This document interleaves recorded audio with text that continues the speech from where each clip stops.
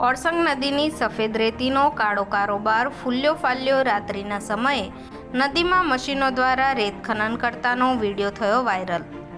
છોટાઉદેપુર જિલ્લામાંથી પસાર થતી ઓરસંગ નદીમાં આદિવાસી લોકો ઉનાળામાં તરબૂચની ખેતી કરી વર્ષના રોટલા રળી લેતા ઓરસંગ નદી જીવાદોરી સમાન બની છે, પરંતુ રેત માફિયાઓ દ્વારા અત્યાધુનિક રેત ખનનથી ઓરસંગ નદી મૂળ સ્વરૂપ ગુમાવી દેતા તેનું પ્રકૃતિ સૌંદર્યનું સતત હનન થઈ રહ્યું છે।